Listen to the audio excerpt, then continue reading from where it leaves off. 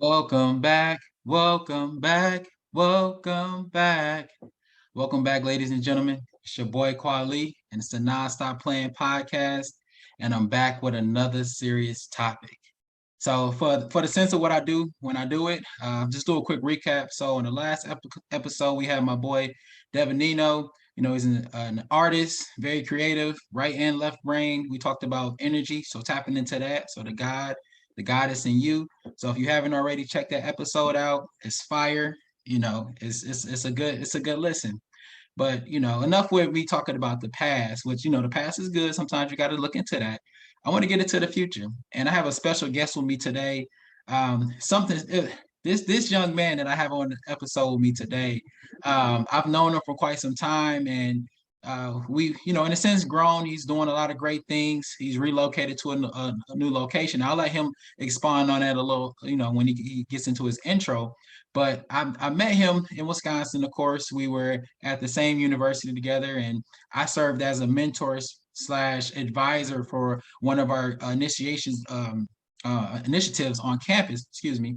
It was called the Men of Color Initiative, and he was one of the advisees, and just a good brother, educated, and was determined to do something with himself. Of course, he's from my hometown, 414 stand up. So, I'm blessed to have a lot of young brothers from the city get out and do great things. So without further ado, I got my boy, if you go by Kenny, Kenneth, however you want to do it, but we're going to call you Kenny for today. If you want to change it up, we can change it up. But tell the audience a little bit about yourself. Tell them what you're doing right now, what led you to that, and, maybe even a fun fact if you want to give them one of those. Cool. So, hey everybody, my name is Kenny Weber. From Milwaukee, Wisconsin, north side of Milwaukee, Wisconsin. I grew up off 6 different capitals. So y'all from Milwaukee, y'all know about that intersection right there. But so right now, I graduated college. I am now a critical care nurse. I got my bachelor's prepared nurse. I started out in the CBICU. That's a cardiovascular ICU.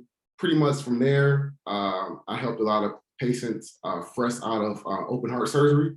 So pretty much right out of open heart surgery, instead of going to a PACU setting, they came straight to me and my team. So, we did a lot of people with open heart surgery. We fixed a lot of valves. We did a lot of, heart transplants. So I have a wide knowledge of the cardiovascular system. So yeah, right now I'm a critical care nurse. I started out my career, I graduated, I moved to Atlanta, Georgia. I started working at Piedmont Atlanta Hospital. And man, I had no idea what I was getting myself into working at Piedmont Atlanta.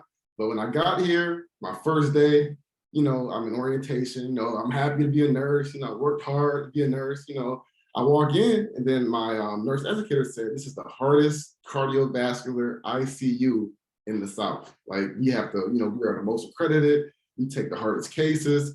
So you guys will learn a lot and a lot will be expected from you. So from jump, I'm like, man, the pressure is on. So from there, I got a great, knowledge from my educating team. I progressed as a novice nurse. I'm still a novice nurse. I learn new things every day, but I learned a lot at Piedmont Atlanta. And now I'm a travel nurse. I started travel nursing when COVID was very prominent. So I was down in Atlanta, ended up traveling back to Wisconsin to take my first travel nurse contract in Appleton, Wisconsin. So over there by Oshkosh. So I was in Beta Care Appleton, did my first travel nurse contract. I love travel nursing. So now I'm back down here in Atlanta and I'm travel nursing at a hospital down here. So that's a little bit about me. A fun fact about me is my last semester of nursing school, I had my son. My son was born. So that was a struggle, man, trying to be a father, finish nursing school. Oh my God, man, that was, when I tell you stress at an all-time high, I'm trying to study for exams. I got a 2-week-old baby crying in my corner. So, but through all the adversities, I made it and I'm here today. And you're successful, my brother. And it's funny you say that because I share a very similar story, right? So my son, he was born literally, towards the latter part of my senior year, I'm working 18 hours. I mean, I got 19 credit hours. I'm working 30 hours a week at this warehouse to make some bread. I'm doing mentorship on the side through the YMCA. And I'm trying to, still build on my coaching, my football coaching career and whatnot. So my son was literally born, graduated Sunday, went into labor Monday. He was born Tuesday. So I didn't have the craziness of the baby in my ear during finals, but Yeah, I definitely was like, all right, you a dad, you graduated, but you still have this responsibility now. And ironically, I moved to Georgia literally right after I graduated undergrad too. So I moved to Savannah, Georgia, and I was down there working at Savannah State. So, me, his mom, and it was just us. So it was a different environment. I'm going from Wisconsin, which is predominantly white, to Savannah, which is pretty mixed. I don't know if you've been out there before, but even with that, I'm working at an HBCU now.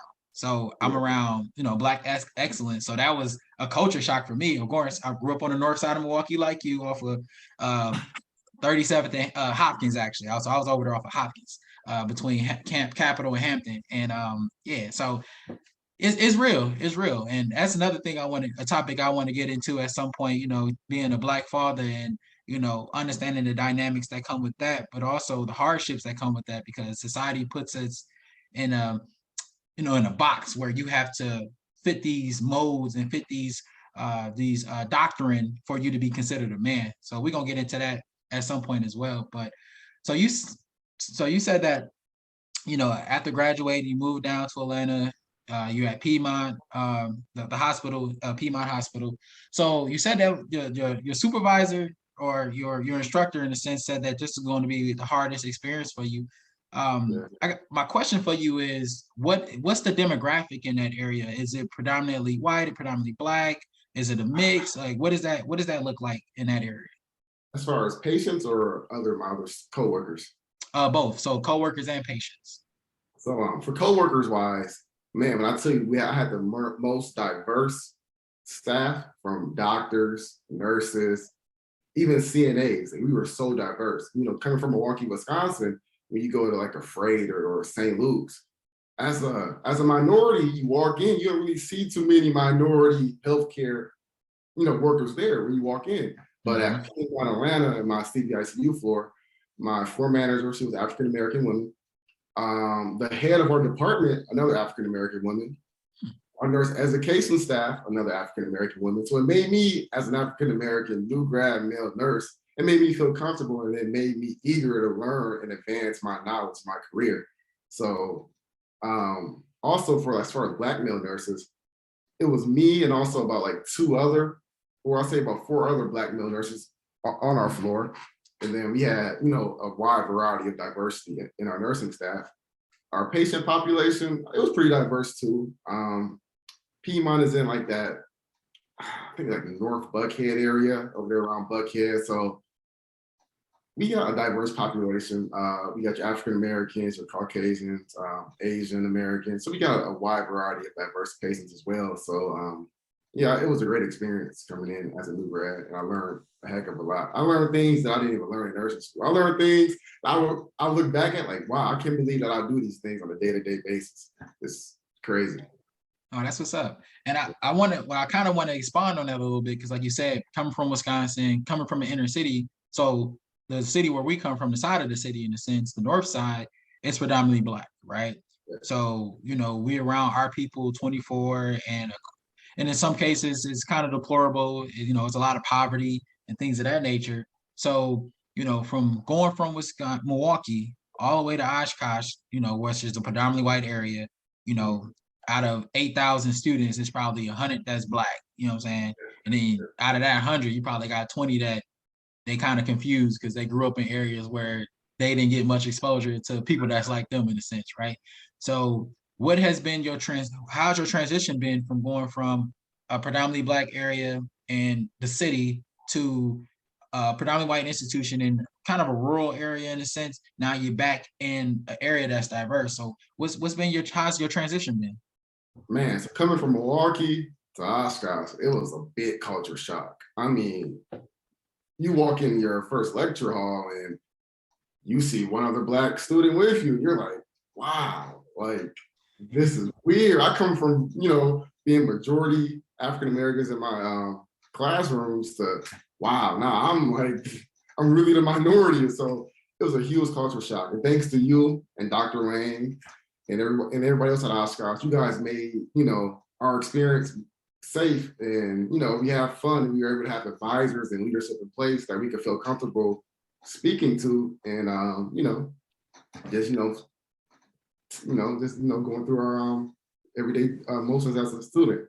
But then from there, coming to Atlanta is very motivational, man. I mean, come from Milwaukee, even though we're like predominantly African American, it's hard to see like so many like successful people in our city stay in our city and do good things in our city. But you come to Atlanta and it's just so motivating. I go out, I see a lot of successful African American doctors, entrepreneurs, lawyers. They're all around the city networking. Being there for like pretty much out of towners like myself and people who grew up in Atlanta, they just pretty much help everybody build up in life and level up. That's why I love Atlanta so much, man. This is so much Black excellence here, and it's great to be around so many successful Black people, and just I feel at home here. And then as far as nursing, man, I just felt comfortable here. Very diverse. I don't have to worry about being the only African American male nurse on the floor. I'm always seeing, pretty much I'm always working with somebody who's, like me, who grew up in similar situations as me and went through the same struggles to get to where we are today in order to give back to not only our community, but the rest of, America, whoever we come in contact with. And I think to your sentiment, that was my experience when I moved, because of course I moved back from Georgia to Wisconsin, started my master's or whatever. And when I finished that, I moved to Maryland to start my doctorate. And while there, again, I was at another HBCU, but now I'm in kind of the sweet spot in a sense. And Atlanta is the Mecca, right? The Mecca for Black excellence and Black entrepreneurship. But a lot of people sleep on Baltimore. A lot of people sleep on DC, PG, Philly. So that area, that tri-state area, there's a lot going on there. There's a lot of Black entrepreneurs, Black doctors, lawyers, cybersecurity. And for me, to your point, now that I'm in Arizona, it's kind of depressing almost, because I'm like, ain't no Black people really here doing anything. When you've been exposed to something like that, it's hard to transition back, because now in your mind you're like, dang, it's like getting that good cooked meal, right? And then now you got to eat the maruchan again, the top ramen. You're like, man, I don't want the top ramen no more. I want the surf and turf. I want the good stuff, right? So I can attest to that wholeheartedly, because it's tough. But I'm glad that you're having that experience, because we need that. A lot of people from our city, what they do is they stay in the city, and if they do travel, they go to Chicago, maybe Minnesota, to get an experience. But you haven't seen anything unless you've gone to these other areas where you have people really doing things. And you ain't got to worry about too much drama like Chicago. The murder rate there is ridiculous, but that's another story for another time. But I'm glad to hear that things are going well in that aspect. So I want to change. I want to shift gears in a sense, right? I want to add an extra layer. I want to, kind of get into the thick of it, right? So you said that, in an environment you have a lot of support, you have people that look like you have representation. But one thing I've, heard throughout this conversation is there's a lot of women in power in the institution that you work in. So my question to you is, how is that working in that environment? How is that working in that, working, because in a sense we hear a lot about women don't have positions of power, specifically Black women in society. So what is your experience with working with a Black woman in power, or a Black woman who holds a prestigious title in a field that's super demanding in a sense? So talk to me about that a little bit. Man, I love it. From day one, from my interview, when, I got interviewed and I saw the manager was an African-American woman, it really was like, okay, like I want to work at this place outside of any other hospital. So for me, as another, a Black male nurse, just having a African-American women manager and, staff, it's like, it's amazing, man. I mean, for one, it motivates me, seeing an African-American woman at the highest rank on our floor. It's like, man, if she can do it, man, the sky's the limit for anybody else coming up under her. And then one thing I love about my manager is she always looks out and promotes diversity and wants to get more diverse populations and leadership roles. It's just very motivating. It's very inspirational because you never see that. African American women is probably the hardest person to live in America. Like everybody's against them. First they're women, then African American. Some people say they're loud, unprofessional, tacky, ghetto, ratchet. I hate when people use those words, but seeing, African American women in leadership roles just slashes, knives right through all those typical stereotypes that people like to throw at African American women. So it's honestly, amazing. And then a couple other of my fellow nursing brothers who are African American males, he's also in a big role too now at a leadership position at Piedmont too. So it's like a chain, man. It's like it's pretty much like a ladder. They pulling you up one by one. They gonna try to get you up there. So I loved it, man. It was like a big family, and I love Piedmont, Atlanta. So do you see yourself kind of staying there for some time, or do you want to move around? Like where do you see yourself in the next 3 to 5 years? So I'm not there anymore because I'm travel nursing. But if I were to ever go back and become a staff nurse, I would definitely go to Piedmont, Atlanta, especially if the management is similar. I would definitely see myself staying at Piedmont, Atlanta, for as long as I can and go up that, pretty much go up those leadership ranks if I could. Yeah. Okay, okay. Well, I'm glad to hear that, So talk well, okay, so let's shift a little bit more. So talk to me about the travel nurse, because I've had conversation with travel nurses. I know that it can be super demanding because you're going into different settings depending if you're local or if you're in a sense domestic, like going to other areas. So talk to me about that. Like what was your experience, working in Wisconsin as a nurse then compared to your experience of working as a nurse in Georgia? Okay. Well, first about travel nursing. I know a lot of people see travel nurses, oh, they make a lot of money. Like, oh, we see what y'all make weekly, like y'all are making the bank. But it's very stressful. And a lot of people try to jump into travel nursing without being good at their skills. And that's the number one thing. Because nursing is like a job, like it can be very like beneficial financially for you. But if you chase the bag and you're not chasing your skills and your knowledge, you can mess somebody's life up and you can kill somebody. So it's a big, it's a lot of people see the money like, oh, you can make this amount of money a week, but you can also kill 2 patients in a week and your license is gone. So all that money you were trying to make, you just messed up somebody's loved one's healthcare, and now you don't have a license anymore. Now you can't be a nurse anymore. So my biggest advice to anybody who wants to be a travel nurse is try to get as much experience as you can. Really study, whatever your specialty is. If it's critical care, managed service, labor and delivery, really study that to a T. Know the ins and out of it, because once you go from a staff nurse or a travel nurse, you go into a hospital that needs nurses. Like they need you bad because they're understaffed. So you only get one day of orientation. They can show you around the unit. Next day you come in, you're all on your own. And that's just like, you have to be able to, pick up on things quick.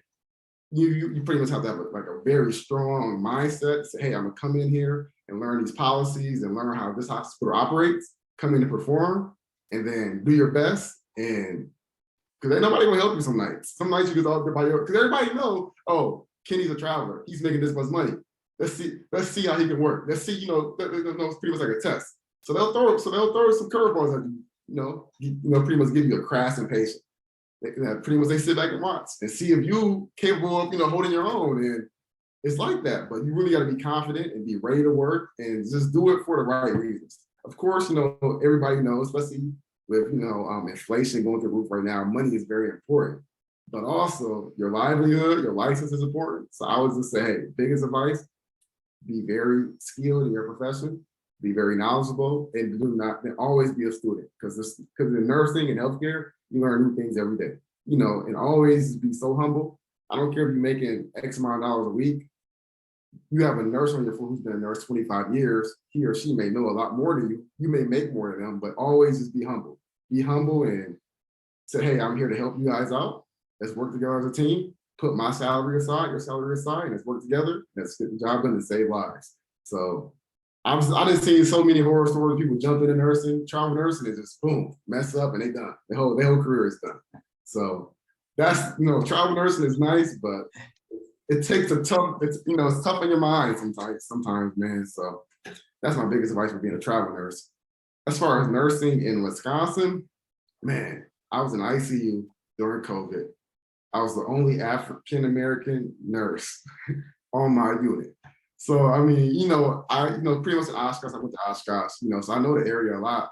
But just working in Oshkosh as a nurse, it was another culture shock for me. So I'm coming from a diverse unit, right? Multiple, different backgrounds in Atlanta to Oshkosh. I'm sorry, to Appleton, where I was the only African American. I was one of probably the only African American staff members in the whole hospital. I probably only counted 3 of us the whole time I was there. So, I mean, you come in, it was a little awkward at first. Everybody got eyes on you. They're like, okay, he's a nerd. It's just a little awkward. It's pretty much an Appleton. It's like, I think the African American population is very small there. It's probably not too many. It's probably like 0.8%, maybe 0.8%. So I come in their community. I'm a travel nurse, working with their, population. And at first it was a little awkward, adjusting to some things, but I made some pretty proud for us, some lifelong friends and Appleton as being a nurse. Shout out my guy Doug. He went to Oshkosh. There was a couple other nurse practitioners there, other staff nurses there. We all became one big family at the end of the day. I still stay in contact with some of those people in Appleton too. Up until like last week, people text me, "Oh, how are you doing, Kenny? How's nursing going for you?" So, I came in there, I performed, I pretty much had a great network there, and I enjoyed my time there. It was a culture shock for me, just being the minority in my workplace, but they treated me pretty good, fairly good. But sometimes the patients, will be like, "Hey, are you my janitor?" Or, "Hey, are you the CNA?" They would never look at me as a nurse or doctor. They'll say, "Hey, are you the janitor?" I'm like, "No, I'm your nurse today." So, "Oh, okay." So it can get a little weird like that sometimes, but I kind of had that in my head. I was gonna deal with that when I went up there. So it happened. that's wild, because like, of course we deal with it. We know microaggressions, we know stereotypes, we know stigmas, right? But to be in an environment where you've gone to school, done your due diligence, set yourself up, kind of set your mindset that this is what you want to do, for you to go into an environment and for someone to undermine you, like, that's wild, man. That's wild. But I'm glad that you're making it through it, and you having a good experience now. But that's whoo-wee. He said, I'm here saving your life. Like if you were to pass out right now, this janitor is saving your life. So, I just, I treat everybody the same I work with. I've never had anyone. I think my biggest fear, nursing in a rural area like Appleton, was going into a room and the patient saying, "I don't want you to be my nurse because you're an African American." I've never experienced that, but that was my biggest fear. Like, how would I react to that? Would I be upset? Would I say something bad? I'm happy I've never experienced that. At least they never verbalized it to me. But I've always wondered, like in the back of my head, like, man, like I'm coming in as African American male. These people probably never really seen African American male in this, role before. I wonder if somebody would say, "No, I don't want him as my nurse because he's Black." So I've never experienced that. Thank God. I don't know how I would react, but I know I have to stay professional to keep my job. So I'll probably just have to, "All right, sir, thank you," and then just walk away and just keep all my comments in my head. So that's my biggest fear. That was one of my biggest fears. that reminds me of the episode on Grey's Anatomy, when the guy came in and he had a huge swastika tattoo on his chest, and he had heart issues. So it's probably somewhere in your field house, right? So they had to go in, cut him from, and well, they could have did a more invasive way, but the Black nurse, I think her name Miranda, the Black woman nurse, right? They end up cutting him from the top of the clavicle all the way down the sternum to the belly button. Yeah. So when they sewed him back up, it was a scar over the swastika sign. So, but he didn't want anyone of African American descent, Black, to see him or treat him or triage him, because he didn't want them to see the swastika on his body in a sense. So that's crazy that you experienced that, because they had an episode that caters to that experience in a sense. So that's wild. That's wild. Okay. So we talked about your experiences. We talked about, your transition in terms of, going from one hepatitis to another, black hepatitis to predominantly white hepatitis. So I want to ask a question that, sometimes when society, we talk about labels, right? Labels, boxes, things of that nature, right? So I want to ask this question because I feel like it's an important question. So what has been your experience, or what have you seen thus far when it comes to maybe the treatment of you based on your sexual orientation, right? So you're heterosexual black man, right? So you have these white women, you have these black women, and you might have, even these white men and other ethnicities, cultures in a sense, right? So what has been your experience, or do you feel that you've seen anything that might be more like an ostracism, or kind of pushing you to the side, or like pushing you in your own little box because of your sexual orientation? Can you tell me more about that, or does the question make sense? Yeah, it makes All right, sense. cool. I feel like as a male nurse, well, in my experience, it's pretty much been a great experience. Everybody wants to talk to you. Everybody wants to, see who this gentleman is, like see, what you're about. So like no matter what floor I'm at. So now the hospital I'm at now, I'm a float pool nurse. So I go through all the different ICUs. So I see new nurses every day. So every floor I go to, there's always 2, 3, 4 nurses come up to me, talk to me, and we're just building connections, networking. So I feel like they like like a lot of nurses, no matter like what their gender is, they like gravitate towards me. One, because I'm a new black male nurse on the floor. Two, I'm very like I love to talk to people, so I come in with a smile on my face. I'm always checking on people. So like a lot of people just gravitate to me. One because of my gender, and two because of my personality. Like I'm a people's person. I it, I don't care where I'm at, where I'm in. I'm never around a stranger, man. You put me anywhere, I'm talking to somebody there. So honestly, man, my experience has been good. I've also heard, at one of my hospitals as well, how the techs would treat like the women nurses a little bit bad, but then when it came to the male nurses, they were the nicest people ever. Like they were, oh, how can we help you? Or what can we do for you?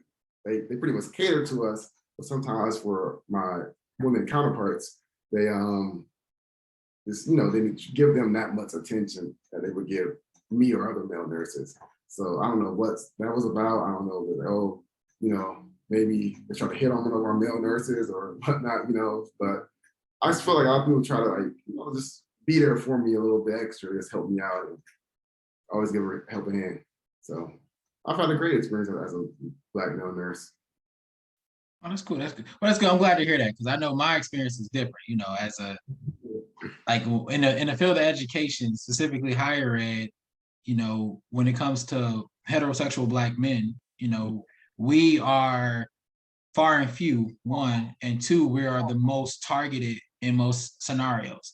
Now, if you are there's still some research to be done. This is something that I'm looking at, compared to a gay man. A gay black man is going to be treated differently than a heterosexual black man, specifically in higher ed. And just from my experience, but also from things that I've heard from colleagues, just how they are more accepting, or it's more safe in a sense, Yeah. right? So I was just curious if you've had anything, you being a straight man, and maybe working with other men, specifically black men, specifically gay black men, if there's been any, if you noticed any trends, or if you noticed any attitude towards, how they treat you, how they treat the next person. So I was curious about that. Cool. I'm glad that there's a light at the end of the tunnel, because I sure was like, man, because education is way different, way different. Okay. Yeah. So, you was gonna say something, bro? Oh no, I wasn't. Okay.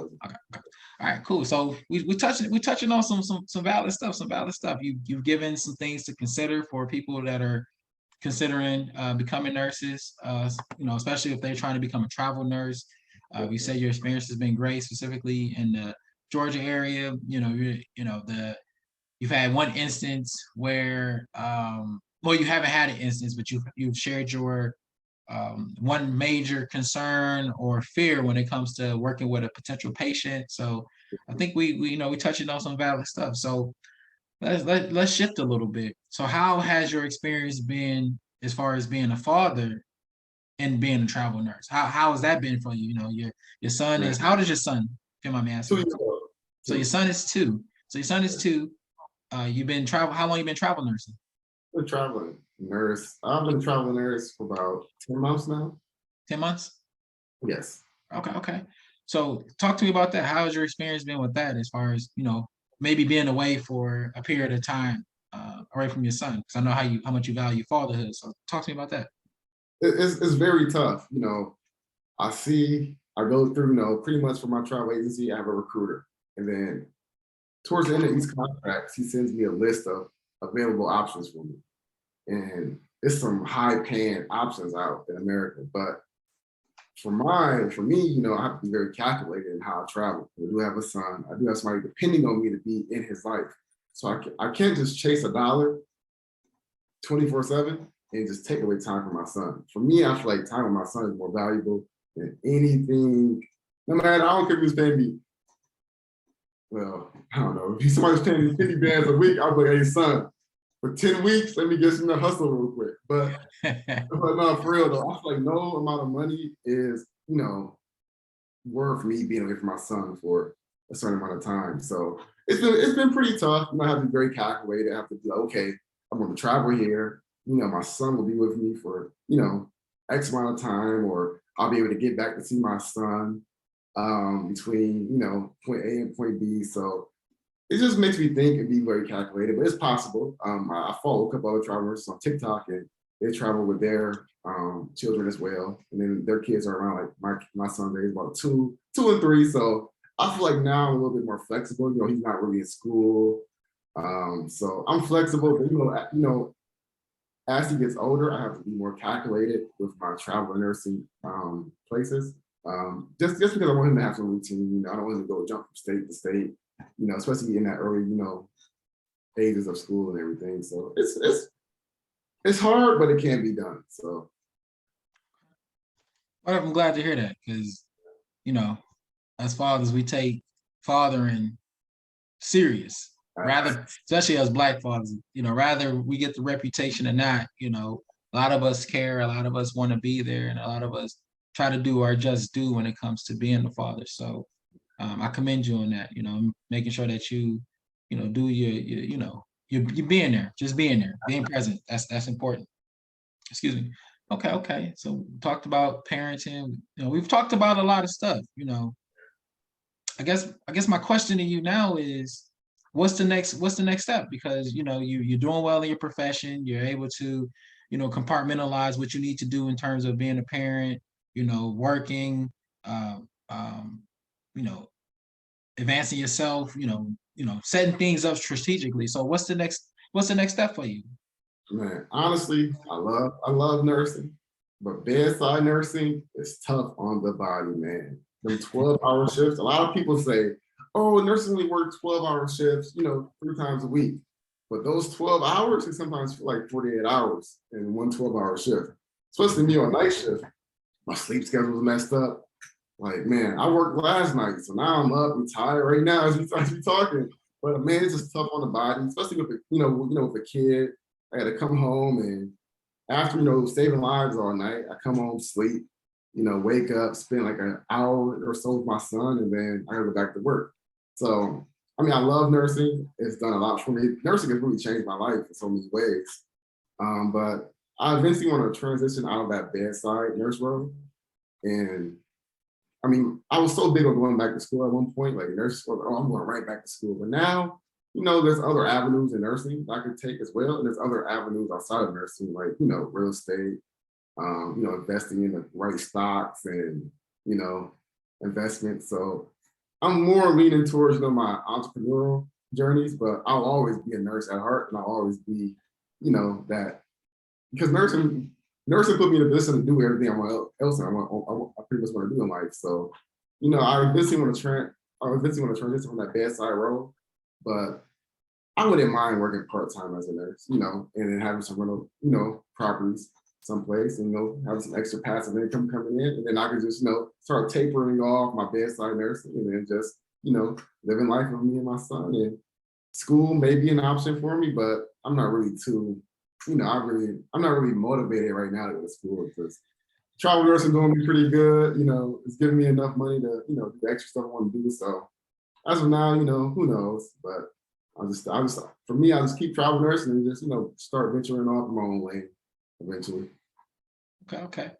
Well, with that being said, let's take a quick little break, and then we're gonna come back and we're gonna finish off the episode with a few more questions, and let you talk a little more ish about some things that people need to know within the field. So y'all bear with us. We'll be back in about a minute or two. So y'all hold on tight. All right, great people, great people. Again, I'm here with my boy Kenny. We had to take a quick break because he was speaking some ish. He was telling his story and learning more about being a black male and nursing. So we're gonna keep that ball rolling as we go through this episode. So Kenny, tell the folks, tell them, I don't know if they're wondering, but I'm wondering, what made you get into nursing to begin with? What was the inkling, or what was the inspiration that comes behind you wanting to be a nurse? I know as a kid, I always wanted to get into healthcare. Even when I was like 4 or 5, I used to tell my mom, I'm going to be a doctor. I'm going to be a doctor. I'm going to be a pharmacist. I'm going to be a pharmacist. Well, I do have an older sister, Brandy. What up, Brandy? If you're watching this, major shout out. She went to college. She became a nurse. And then, I always looked up to her growing up. She's my older sibling. So everything she did, she's very successful in her life. So everything that she did, I was like, wow, I want to model my life after hers.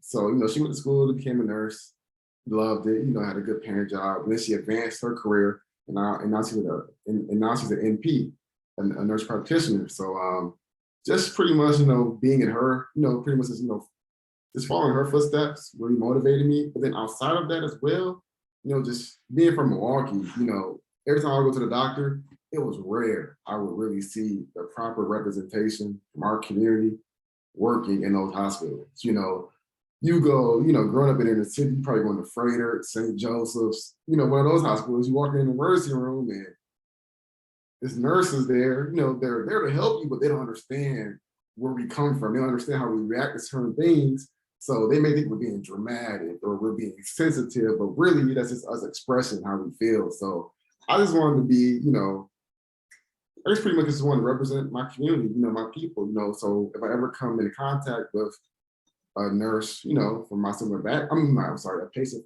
from my similar background, they'll feel comfortable expressing their needs and wants with me, and I won't judge them because I understand where they're coming from. So I just really want to be that, figure in the community where, okay, black male nurse, is very, open and pretty much ready to serve my community and serve, other patient populations, is be like a voice for people who are sometimes voiceless. Because sometimes as a nurse, especially in the ICU, a lot of my patients are intubated and sedated. Intubated means you got a vent in your mouth, so they ain't talking, they sedated, they paralyzed. So I have to be able to pick up on slight assessments or slight things for my patients and advocate for them to these doctors saying, hey, my patient is doing A, B, C, and D.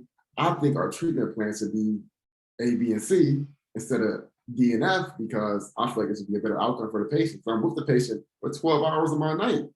So it's like I'm really right there at the bedside, picking up on the smallest little cues that I have to communicate that to my doctors, and pretty much come together and make a game plan from that. So that's pretty much why I wanted to be a nurse, just be there at the bedside and advocate for a lot of people. Well, that's commendable, bro. And I think to your sentiment, that was kind of my narrative. So originally, I had went to school to be a veterinarian. So I had a love for animals, and was breeding dogs at one point, and even from a young age, doing research reports on giraffes and gazelles. You know what I'm saying? So you look at these things, but one thing that discouraged me was my my physical science teacher, ninth grade. I'm not gonna say his name, but when I told him what I wanted to do, he was like, yeah, you're not gonna make no money doing that, and blah blah this and blah blah that. And I'm like, he's a white man, of course, and Yeah, I'm yeah. like, all right, well, this is something that I'm passionate about. Why would you not try to point me in the right direction? So I feel you when it comes to that aspect of having representation or having someone there that's going to advocate or mentor or serve as a sponsor in a sense, because we don't always have that in our community. But also we got, for y'all listeners out there that, if you out here not the game is to be told, not to be sold, man. Stop trying to sell people stuff, man. Especially in our community, we got to work together. And we ain't always got the money to buy the things that we need. You're trying to sell a ebook or a course. Help that man out, and then when he gets where he needs to go, or help that woman out where she needs to go, she will pay that back tenfold. You know what I'm saying? So we got to stop all this trying to get over. If we're gonna get over on the colonizers, get over on the people that's been doing things to us for centuries now and haven't paid us back yet. So that's my little small tangent for this episode. So, but that's good, bro. I'm glad that you had an inspiration behind you, and shout out to your sister for serving as a conduit as well. So that's major. That's major. So, you kind of alluded to this earlier when you were saying, what to watch out for people that want to be a travel nurse. But what are some other things people need to consider before they get into the field? Because again, once you lose your license, you lose your license. So, what are some things that people need to watch out for, or to be more, aware of, in a sense, to make sure that they keep their license, but also perform at the highest of their ability in the role? What would you suggest for that? Facts. First thing I'll say, you have to be altruistic, man. You have to be very unselfish and put the well-being of others first at all times. Because being a nurse, it's a lot of nasty, things you may have to do that you may be like, man, I have to do that for that person. But you look at it like, hey, I'm being unselfish because I'm able to do this and help the next man or woman out. So just to be willing to go in and just be very unselfish. Um, have a good bedside manner, man. Some nurses come in, you can tell they get in it for the money. They come, hey, they pretty much half-ass it. So just come in and be prideful of your profession. Like this is like a lot of people want to be nurses, a lot of people don't make it to be a nurse. So be prideful that you're a nurse, no matter if you're LPN, RN, or got your BSN, MP, CRNA, whatever you are. Be prideful in what you have, because a lot of people would love to be in your shoes right now, who like tried so hard but just really couldn't, get to that point in life. So be prideful. And the third thing I'll say is never stop wanting to learn. Never think you're too good. Like, oh, I'm a non-starter. I don't need to learn. I don't need nothing no more. And that's how you mess up. Be always, every day, be willing to learn something new, or be willing to be humble enough to listen to somebody else, maybe younger than you or older than you, because they may know something that you don't know, and be humble enough to say, oh, wow, you know what, you're right. So I say those three things, you'll be a good nurse. You'll be set up for success. I appreciate that. No, definitely got to be humble. Definitely got to be coachable. You definitely have to be, dedicated to your work. So there's a lot that comes with it. And that's all. That's across the board. Like that's not just in nursing. That's across the board. People, I hear this a lot from employers. Is like, man, don't nobody want to work. I'm like, well, there's two things. One, y'all don't pay enough. So let's talk about that. Two, this environment is toxic. I don't want to be here. So these are why people are not working. And people are kind of what you alluded to earlier. People are starting to tap into their entrepreneurial spirit. Like they want to, make money the way they want to make money. They want to come and go as they please. They don't want someone bearing down their back telling them when, where, how, what, and why. You know what I mean? Like if I got to ask to go to the bathroom, that's a problem. I should be able to go to the bathroom when I want to go to the bathroom. Now, if it takes me 3 hours to get back from the bathroom, now then we got to have a conversation. But that's neither here nor there. So yeah, so I'm glad that you shared those pieces, because those pieces could be something that's pivotal for the next person moving forward, or someone who might tap in later that hasn't thought about that in a sense. So I'm glad that you shared that with us.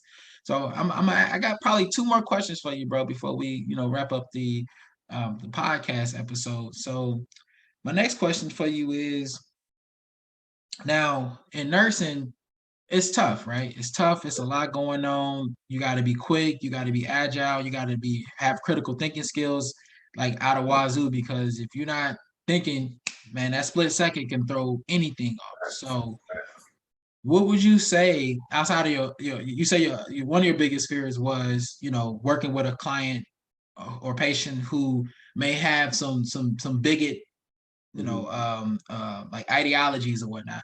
But outside of that, what are your other fears in a sense when it comes to working as a nurse?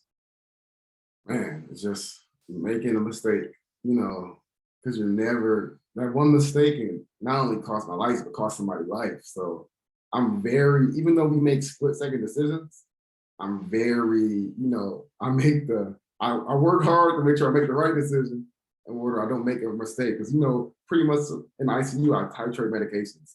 So let's say, I work night shift. Some nights you're tired, having a son. I mean, I get the best of sleep some nights, or some days or whatever. So my biggest fear is just messing up on a simple titration. It happens, but I want to make sure I'm prepared enough that I'm sharp and I'm ready to just go and avoid those mistakes. I study my medications, I study the side effects, I study what the medication do on like physiological aspects. So I know the medication down to the T. So all these medications I'm working with, I know what they're doing, and it was just a big thing on the news in Nashville. A nurse, I forgot her name. She actually gave the wrong medication and cost the patient's life. And she almost served jail time for that. But she went out on like house arrest or something, but she lost her license. It's gonna carry her on for the rest of her life, no matter what field she goes in. She's all over the news. So that's my biggest fear, man, is just not being on point one day. And if I'm not on point, I'm calling off. If I feel like I'm going to a shift bad, I'm not afraid to call off. But I'd rather, if I'm not going in at 100% in my shift, I can't go in half-ass it that's somebody's life I'm playing with. So if I know I had a long day and I'm exhausted, you would not see me at work. You fire me for all I care. My license still gonna be intact, and that patient I may have, had, is still gonna be alive, man. So I would never overexert myself and try to work too much, make too much money, or do too much. Because I don't want to mess somebody else's life up. Because that's somebody's mom, dad, cousin, brother, sister. So that's facts. I'll call off before I go in half tired. Hey, and that's a testament to your integrity. You know what I mean? Some people they'll be like, you know what? I just did an all-nighter at the casino, but I'm going in today. I got to get this money on because I just lost $500-600 trying to play blackjack, right? But you saying that, hey, you know what? I didn't get a good enough rest last night, or you know, I had to give more attention to my child prior to. So I need to take a step back, make sure my mental is in order, so I don't make any no false steps. So that's interpretable, bro. Because a lot of people don't think like that. They just be too busy trying to get to the bag, and it's like you might try to get to the bag, and now you behind bars, and now your life is screwed up. So people just got to be more mindful when they're making decisions on what they want to do. And like they say, all money ain't good money. You're right. All money ain't good money. Now, only people that say that that's wrong is people that look at money as a commodity instead of a means to somewhat survive. But again, in the Western society, we've been conditioned that money is the end all be all. So once you get out of that mindset, it's gonna come to you, but also, you're not setting yourself up for failure because that it's the root of all evil, and it can take you to some places. So I'm glad you said that, bro. But I'm what for the last question for today. Tell me more about, like, let's end on a good note. Tell me two challenges and tell me two celebrations associated with just your role as a nurse. Let's talk about two challenges that you have and two celebrations. So two things that when you get up and when you walk into that clinic, or when you walk into that ER, or when you walk into that on that floor, what are two things that you celebrate, and what are two things you're like, man, this gonna be a long night? Yeah. I'll start with the challenges first. Two challenges. One, night shift. I've been on night shift for 2 years. Yeah, that's one thing I never look forward to doing, man. Working night shifts, 12 hours. That's a challenge for me. Till this day, no matter how prepared I am, man, it's night shift, man. I'd rather be at home sleeping sometimes. The second challenge is, I'll say the second challenge for me in nursing is just trying to figure out what's next in nursing for me.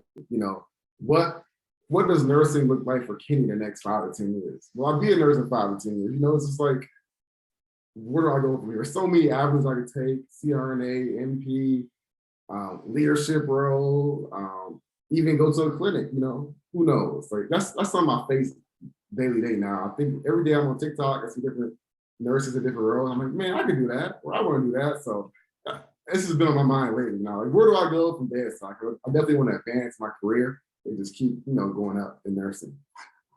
Celebrations. My biggest celebration in nursing is knowing that I made an impact on somebody's life. I saved somebody's life, man. I've been in contact with numerous amounts of people from different backgrounds, different races, and just knowing that I impacted their life in a positive way, just no matter how hard of a shift I may have had, no matter how many times my patient may have tried to die on me, as long as I could come out happy that I tried my hardest and I impacted that person's life in a good way, man, that's just a wonderful feeling, man. After working 12 hours, I feel like Michael Jordan sometimes. I hit the game winning shot, man. Like, Yes, man, sir. I really bust my ass for 12 hours, impacted somebody's life. Now I can go home and enjoy my son, get some sleep, eat what I want to eat, and just, then they have that. Also, that second celebration for me is nursing really made me grateful of where I am in life. Because I've seen people younger than me, my age, even people like, the age of my parents or my cousins, in some really messed up situations. So every day I'm blessed. I come out like, wow, like I'm happy that, everyone around me is in healthy condition, because a lot of these patients really go through a lot of medical hardship. So it just made me grateful, man. I wake up every day and smile, man. No matter where I'm at in life, I'm healthy, I'm walking on my 2 feet, and hey, I'm here. So that's where I'm at, man. Well, that's a great way to end the segment in terms of talking about Black nursing. So I got a few more questions, not on the nursing tip, but just more of, for you in a sense, for the audience. I see you got a shirt on. It says hustle slash backslash R. What does that mean? Talk like, is that So, what's going on with my that? guy, so this right here is my guy Jarrell. He's from Milwaukee. Went to high school with him, Rufus King High School. Jarrell is probably one of the most entrepreneurial mindset guys that I know. He's very calculated in what he do. He's been designing clothes for probably as long as I've known him, like 10 years now. And this is his clothing brand. It's Hustler Apparel. And his main goal in Hustler is to change the narrative of what people think a hustler is. When people say you think of hustler, like, oh, it's selling drugs or doing something bad. But a hustler is you and I. Everybody who listens to this is a hustler in their own way. So Mm-hmm. change the narrative of what a hustler is, make a clothing line that embraces that. So he has t-shirts, hoodies, dad hats, um, caps. He has a array of different clothing items that I like to support. So he's on Instagram, Hustler. I can, if you want to, you can drop a little link to his Instagram shop in here. But yeah, I'm a big supporter of his movement, and he's doing some big things with it. So shout out Jarrell, man. That's love. That's love. Yeah, we gotta support our brothers and sisters, man. It's real out here. So I saw that. I was intrigued because I'm looking to get into some apparel at some point too. I'm not gonna tell nobody now. You Yeah. just wait till this fall. This fall we're gonna have something up on the website. So yeah, cool. I'm digging. I might have to get me a shirt or two. You know what I'm saying? Because I'm all for supporting Black businesses. So but last but not least, you mentioned this earlier, so I'm curious of what you're planning on doing. You said that you want to set up some passive income. So what things are you doing right now to, set yourself up for that? What are you trying to get yourself into to create that passive income? Yeah, right now, so I started out in the stock market. So I buy, I'm a huge Earn Your Leisure fan. Ian Dunlap, I listen to him. So I do two techs, two indexes. I buy VTI, BOO. I got Apple, Microsoft. I also got some other things I can experiment with, but I'm like long term on those. Just to help me retire a little bit early. I've been heavily studying real estate. I'm looking to get into a couple real estate moves within by the end of this year or early next year. Start out with making passive income, man, and just passive income so I can spend more time with my son, man, and spend more time with my friends and family. So, I love being an employee, but I wanna do both, be the CEO and employee at too. So I love nursing, but I also love, my time with my son. Well, your nursing is gonna set you up for the CEO or the owner. So I see it in you, brother. It's in due time, and you're still young. I'm not gonna say your age on here, but my boy is young, and the youngest in charge. He's making big moves. Actually, a lot of y'all, they came out of Oshkosh, been doing big things. You, Trey P, he was on Yeah, the episode. It's a lot of y'all out here, and I try to stay in contact with y'all as much as I can, even if it's just on social media, liking a post or commenting. It's good for us to stay in contact and pour into each other because it's real out here. It's real out here. So, but again, let us know if you want the people to get in contact with you. You got any IG or social medias that you want to share with the people? Yes, sir. You guys can follow me on Instagram. It's Weber Error. It's WEBBERERA. That's my handle on Twitter and Instagram.